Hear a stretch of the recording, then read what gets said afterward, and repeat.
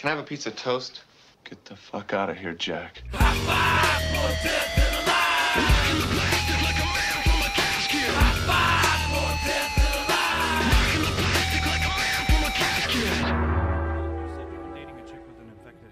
would get that checked out. Oh, I would. Yeah. Oof. You don't want to get caught draining on the way to the supermarket. But we are live. Thank you. Welcome to Frequent Wires 2. David's Walking to a Bar. Seriously, I would get that checked out. I'm here with David Anderson. How are you, David? How are the haps in the Pacific Northwest? What are the haps in the Pacific Northwest? Well, we had a nice temperate day here. It got all the way up into the 70s. Oh, you got to be kidding me. We have been going through. Yeah, a heat I heard wave about over that. here Like, in New York. because my landlady lives almost in D.C. and I saw something about like D.C. being like 98. You know, and it's like D.C. is on fire. And so she's like right there. Fire. She's like in Virginia, so it's like really close. So yeah, she's probably experiencing pretty much the same heat. So I was concerned about that. Well, it's exactly the way it was last year. We had a really bad heat wave that lasted a month and a half. I really hope it doesn't. I think that temperature is going to break, though, at the end of next week. What I wanted to talk about first was the different schools of thought when it comes down to the topic of what killed the video industry. And you sent me an article shortly before we began this series that seemed to point the finger at the studios themselves. The reason I'm bringing this up now is for some reason I wrote this into my Warner Communications notes. Mm-hmm. Anyway. So the article in part reads, the studios could not stop rentals. They had to figure out a way to get the most money for themselves. They realized that video stores were opening at an alarming pace and did not want to deal with them directly. Yeah. They decided to wholesale distributors and then to have distributors sell to the video stores. The studios decided they would only sell direct to large chains like Blockbuster as time went on. The studios slowly raised the price of movies. I don't think this is accurate. No, because this is weird, is because like this is a piece of history that is relatively recent, but it's already being forgotten because they have interns that are only like in their 20s writing these articles and they don't know anything. Basically, kind of like. Especially when those people write up these lists about technologies that are obsolete and they put a landline phone in there. Landline phone is not obsolete. It's going to be the one thing that saves the world when all the self-service goes. Maybe. And we'll all be doing like an Independence Day with the Morse code. Yeah. But I think that like it kind of started out as sell-through at first and then immediately became rental, like the small companies. Then they started and we'll probably get into with the Warner Brothers and a little bit with the Fox when they did it, of like the video rental library. They tried to do that. They tried to sell them to video stores at a high price and then they would rent them. But that didn't really work out. And then they just were like, well, we don't really need to do that. We can just sell them a tape for $80. Some people will buy them because they want to own movies, but most people will rent. They realized that they could sell them for a lot of money. And then they'd sell like a few 100,000 copies and make a good amount of money. It was like basically extra money. Everything is extra money. But a lot of that I can point to the cost of manufacturing. Back then it was extremely high. So they had a break-even business model that eventually turned into a profit as rentals became more and more popular.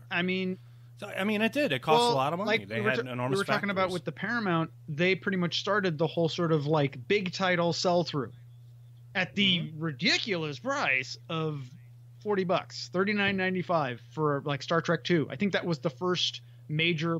And $39.95 is equitable. It's definitely doable for people who don't want to spend too much money and for the studio who wants to sell their product. And they know they're going to have more people buying. I think it was probably, my guess is I'm a little fuzzy, but I think it was around the same time that they were releasing the beginnings of the Star Trek episodes on tape, and they sold those really cheap.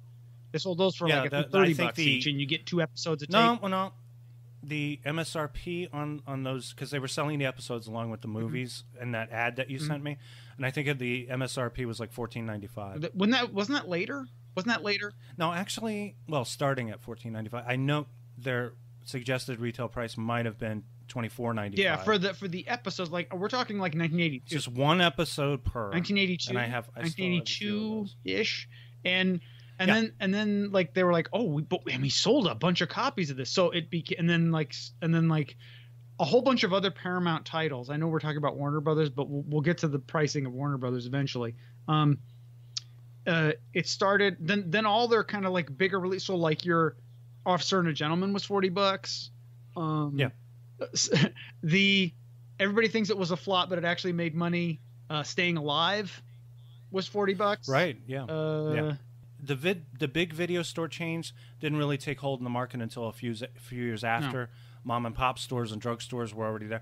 Blockbuster started its first store, I think, in 1983 or the first video stores like that we went to, like I said, was National Video. Then it was, then we found a store closer that was called Movies Galore, which I'm guessing it was more sort of a local store. It might have been a small chain, but it feels like it was. And then like right across the street from that was a National Video, which was a kind of the Blockbuster of its day. As a more of a national chain. Then because of that, I mean, but they were still making their money, and they were making good money. And why would the studios attempt to destroy the video store business model when they're making? Yeah, they're always making money, and then eventually. And there was a drought period too, which for the studios between 1985 and 1989.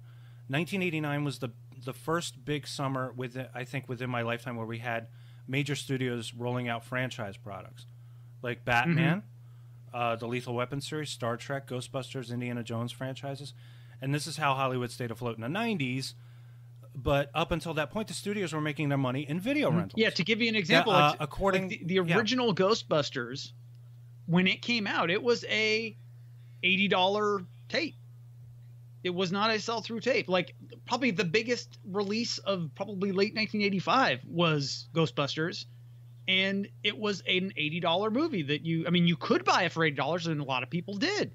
Or say like Return of the Jedi, $80. And according to my research, 1993 was the peak of video store revenue, rent from rentals and sales. $10 billion. Wow. And in 1983, and Blockbuster accounted for half of that. They made $5 billion that year, and that was the year they made the most money.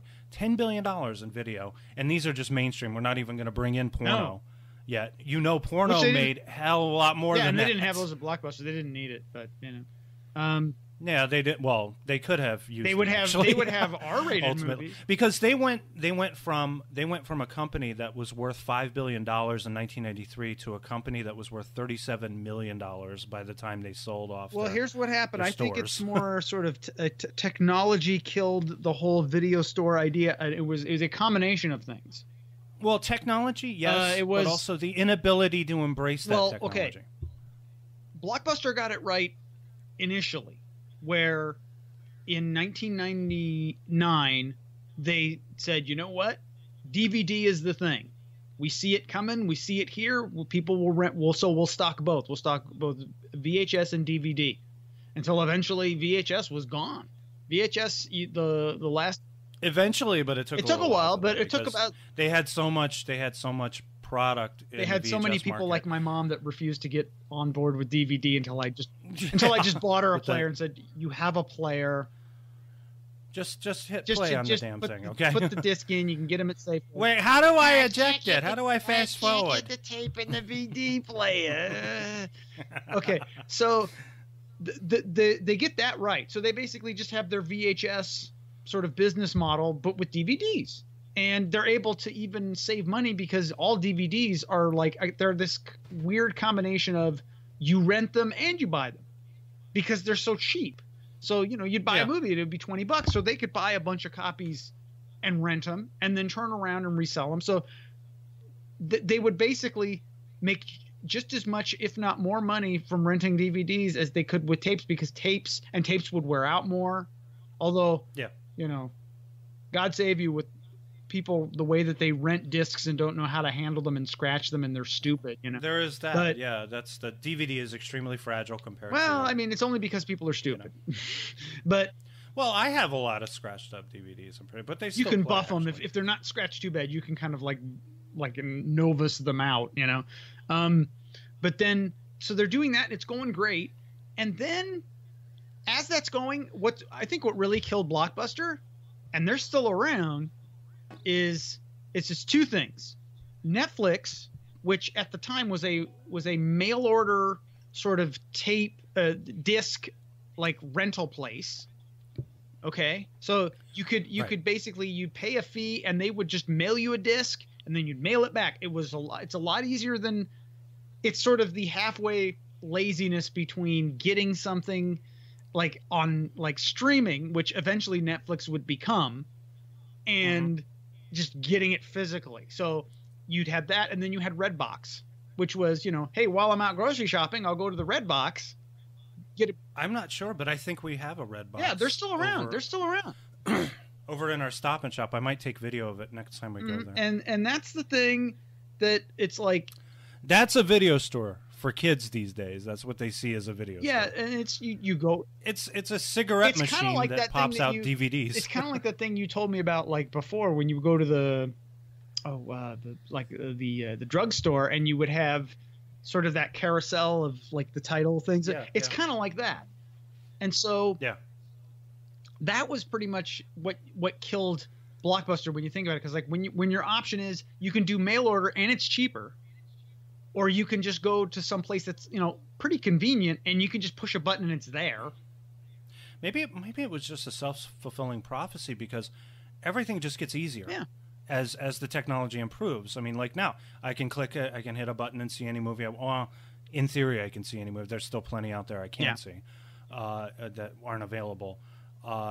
And if all you have to offer is that, maybe you should reduce your business model a little bit and make it more about that kind of nostalgic. Wouldn't it be great to have a store? There are still some stores. There's a local place, and it actually. You rent videotapes, or you rent DVDs, or you rent Blu-rays, or you rent Laserdiscs, or you rent U-Matics or Beta or whatever. But if you want to get some, publicity stuff or something like that, I don't know, something like that, some kind of like instead of the traditional store, you have like maybe a repository. Well, that's what it is. I mean, we have a place. It's called Scarecrow Video. They used to be, they're pretty much, they were and probably still are the biggest video store, certainly in the Northwest, probably on the West Coast. They had everything. And I haven't been in there for 20 years, but my roommate, he goes in regularly. And they have VHS, DVD, some laser discs, and you can rent them, but they're not necessarily a business. They operate as a nonprofit now. So that's kind of how they're able to like function. And can I ask you, like, next time you can, if the opportunity arises, take some video? Yeah, maybe I will. Maybe go down there and like just sort of. Well, I probably have to ask them and ask them. We're doing a series. We're doing a podcast. Yeah. I just want to take some video, or just take some video of the storefront, or just surreptitiously go in there with my phone and just sort of. Yeah, just go and steal footage. Absolutely. But yeah. But I just don't buy into the conspiracy theories. Not only with this article. But also with some of the documentaries that have come out there. There are 2 documentaries that came out a couple of years ago, Adjust Your Tracking and Rewind This. And both of them say, as soon as Blockbuster came in, that's it. That killed the video rental industry. No, it didn't. Actually, Blockbuster kind of stimulated the growth. Well, it killed all the other small stores. I mean, just because they had tremendous discounts, they also spent an enormous sum of money to keep their operations going. Also, they would not rent certain titles.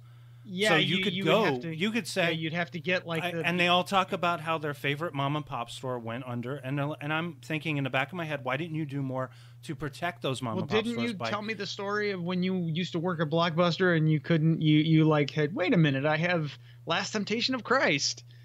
Yeah, and they wouldn't allow it. But I worked at another store on the Upper West Side, and they did. They allowed everything. They had 2 copies.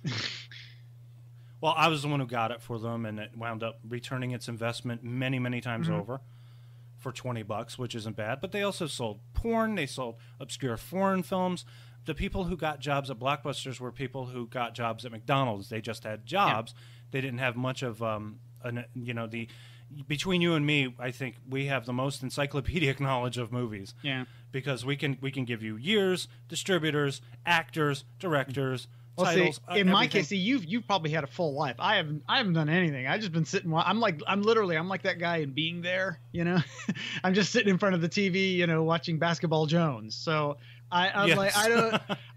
This is like when you came up with this idea, or just in general of asking me questions. I'm like, finally, I have a place where I can share my knowledge and my sort of Rain Man-esque, yeah, definitely, yeah, The thing, my wife and my friends would always test me.